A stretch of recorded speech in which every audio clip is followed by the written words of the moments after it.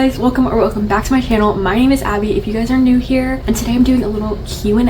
I haven't done one of these in a while. I used to do them all the time when I first started my channel, but I haven't done one in a little bit, so I figured I would do one today. And I have my questions on my computer, so I'm just gonna dive into that. And I know I just did a Q&A, like a mini Q&A in my video last week, but that's what actually like inspired me to make this video this week, because I was like, I actually haven't done one in a while. So these are just like a bunch of random questions, just like about my life, college, like anything like that I just thought I would answer and update you guys with.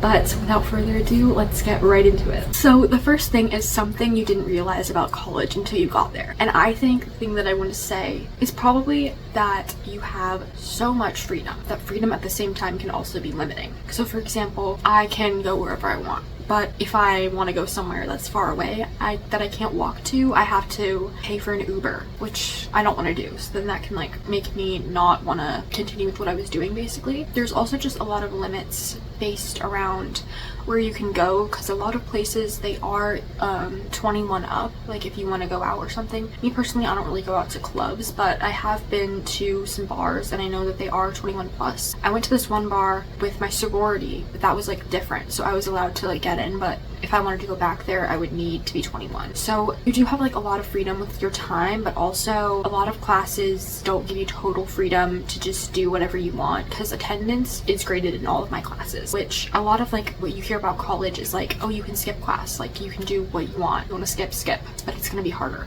But in my classes I actually can't skip without being penalized. Like we don't even have like a certain number that you can miss. It has to be like an excused absence. It's the only way they won't take off points, but otherwise, like if you just decide you don't want to go, they're gonna deduct. So I don't know if all colleges do this, but I'm just saying it's you're independent, you make decisions for yourself, but at the same time there are still boundaries that are put up that can prevent you from doing things and that maybe have an impact on you and what you can do. I don't think that makes any sense. It's just like a lot more limiting than you may think it may be. Maybe that's just the case for me. I don't know if that's for everyone, but that's just what I feel. And especially since I thought I was gonna be able to go to the beach 24/7 here, but the beach is like 30 minutes away. So haven't done that yet. Planning on doing it this semester, but haven't done it yet just because cost, money, and I definitely can't walk there because it's way too far. But anyway, I'm just rambling now, so let's go to the next question. The next question is, how has your mental health been since going to college? And I think this is something really important to touch on, because definitely last semester I was struggling a lot with my mental health. I was starting to figure out where I was in my life. I didn't really miss being back in my hometown that much at all. Like I was completely fine with being here.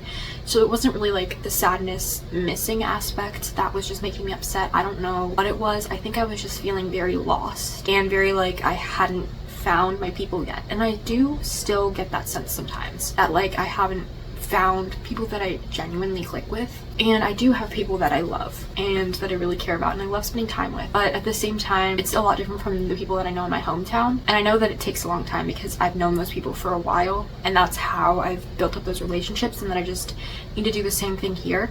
But it can be sometimes hard because like I'll want to go do something with someone and they'll be like, oh sorry, like I don't want to do that right now, or they'll just like, I don't know, they'll just say things, they just don't want to hang out, and that's totally okay. Like if you don't want to hang out, that's fine. It does make me sad sometimes, so I was feeling a lot left out and everything last semester. And I was also it was my first time starting in a real gym and beginning like the actual start of my fitness journey consistently. So I was going through a lot of like mental battles about like my goals, what I wanted my goals to be, what my body image was, and it was getting really hard. And I was doing a lot of things trying to change myself. I've just been like going through a lot trying to figure out who I am, who I want to be, and it's been putting a lot of stress on me. And also this semester I think my mental health is definitely better, but I'm way more academic focused this semester, really locking in and really just trying to push myself in the best ways possible. Now that I know what the expectations are, it's a lot easier to follow them this semester and just know where I want to be and where I want to stand. And that has been so helpful. My mental health definitely is not perfect right now, but it's better than it was last semester, and I think it was just because I was adjusting at first and really unsure about everything, because it was my first experience. But now that I'm back here second semester, new classes, new schedule, like it's all just coming together and making me feel a lot better. So I think you just have to give it time, and I think even next semester it's gonna feel even better. The next question I wanted to answer is relationship advice, more specifically for long distance. And if you guys don't know, I'm in a long distance relationship.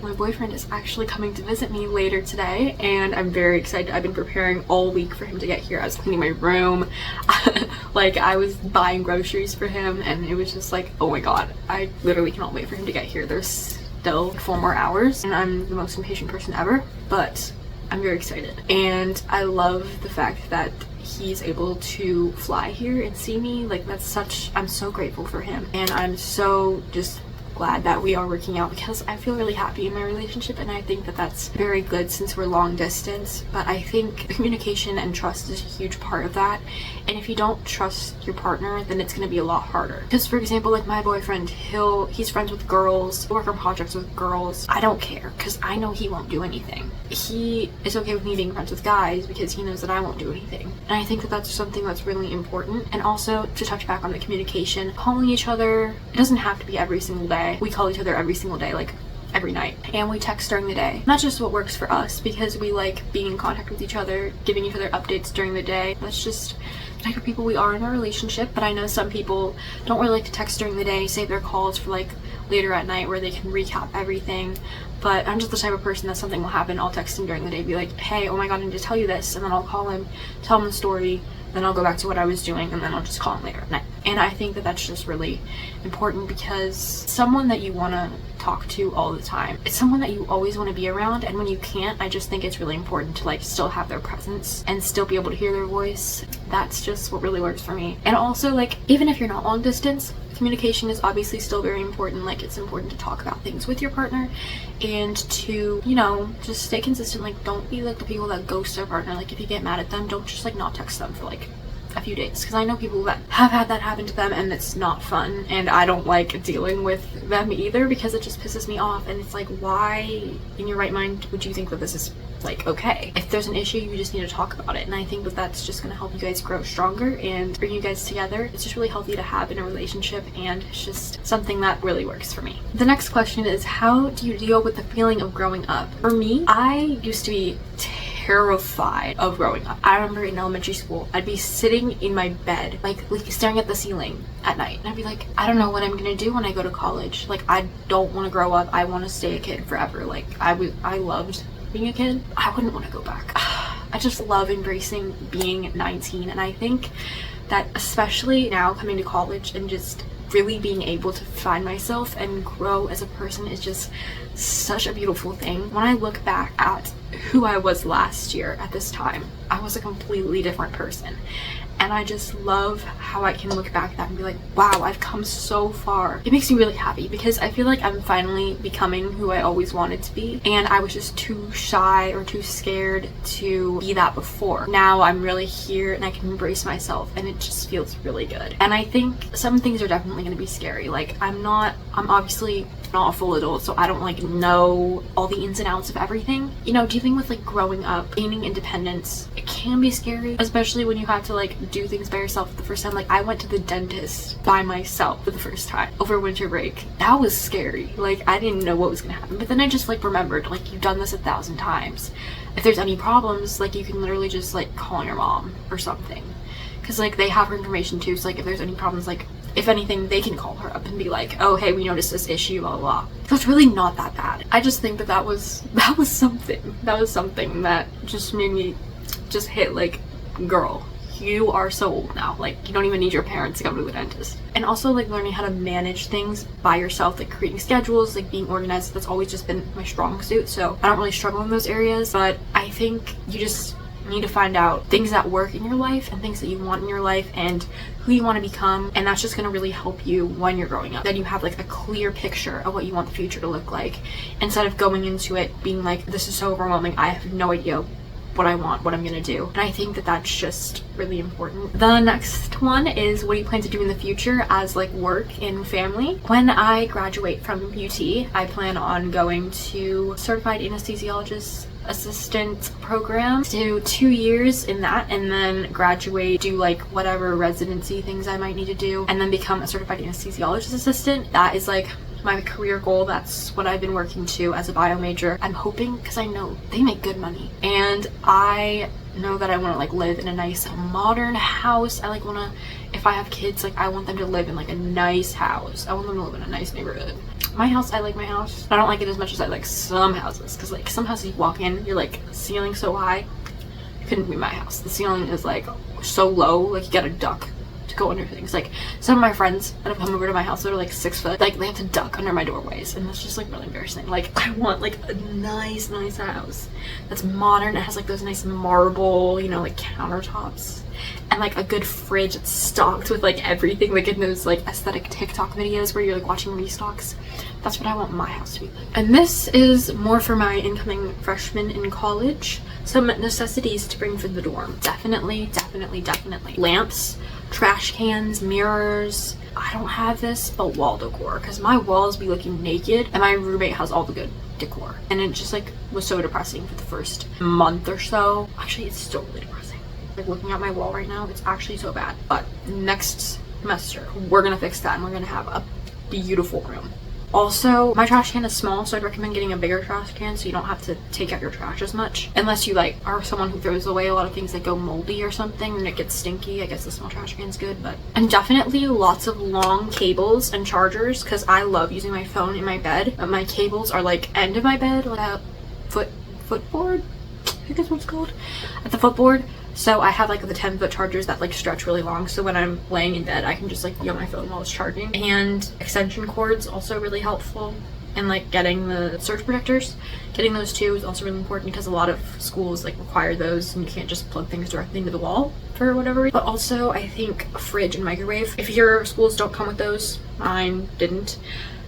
That's really important to have so that you can keep like cold things in your room, snacks, stuff like that. So I think that's really important, and also lots of storage space. I have gotten so many new clothes since I've been here, and I have so many new shoes, and I think I have literally the perfect amount of space, because if I didn't have all this, my stuff would be even more crammed than it is now. So it's really important. I don't even remember everything I said, but like there are definitely more necessities that I know of.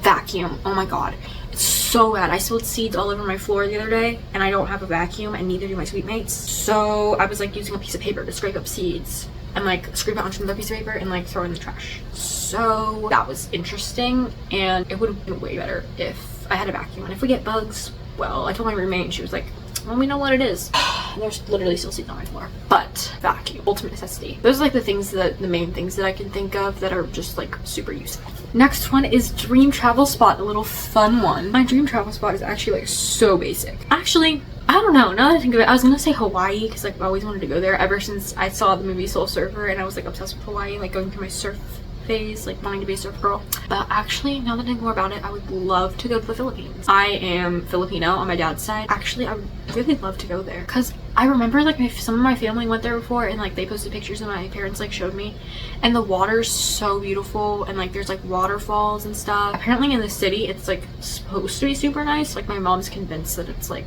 not as developed there, but like some areas are actually like super nice, and I would love to go there and like visit, because like I don't know, it's just cool to like see where my family comes from. I never really thought about that before, like going there until like just 5 seconds ago, but like literally that could be my new dream vacation spot, the Philippines. But if not, Hawaii. Your girl wants to go to those luau's and like do all the stereotypical Hawaii stuff and like swim in the Hawaii water.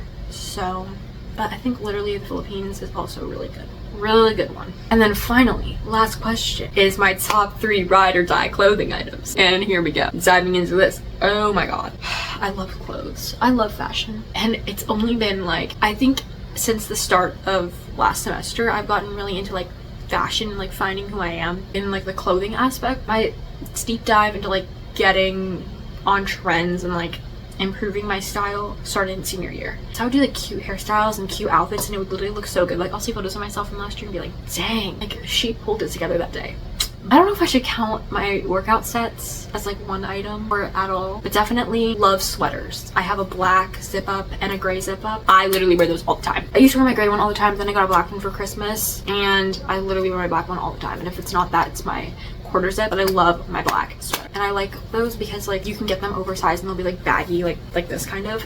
And like it has a hood too and it zips up, so like if you want to show like your fit, you can like unzip it a little bit and like show the shirt. And then I would say if we do like, how about we do like top and then a bottom and then a shoe. Then pants, it's between my Hollister sweats. I literally love them so much. They're soft on the inside, they're like big baggy bottoms, like they look like you can wear them low-waisted too, and I just like love a good sweat outfit. So either those or my low-waisted baggy jeans. Oh my god, I love those. I miss them. I'm gonna bring them back after spring break because I'm gonna go back and I'm gonna take a ton of stuff that I've never touched since even coming here. Take that back to my house and then bring back down my jeans because I want my jeans. I have been wearing my skinny flares for so long. It's just like not giving the right vibes that I want. I need to bring my baggy jeans because those are gonna be it. Those are pants. And then my shoes, you see my shoes, it really would have been my Nike blazers. It might have to be my Nike blazer. Low-key, they're such a last year's thing, but I wear them. They're so great for the gym. I literally wore them when I went to a workout class today with my sorority, and I wear them all the time on leg day because they're just so good.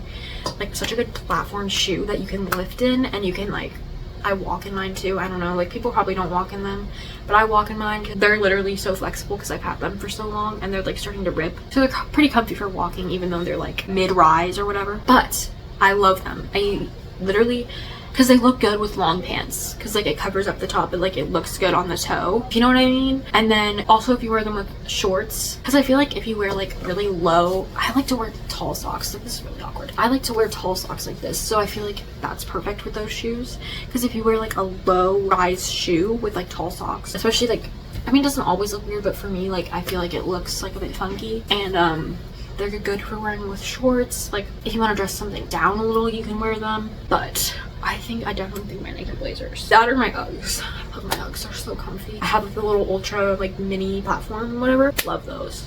They're so good. Those I think would be my top 3. But that was all for this video. I know it's like really short, but just wanted something fun and different to incorporate rather than like my daily vlog showing my workout and like what I eat and like all that stuff, because I feel like you can kind of get repetitive. So this is just something that can break through that little bubble and be something different. So I hope you guys really enjoyed.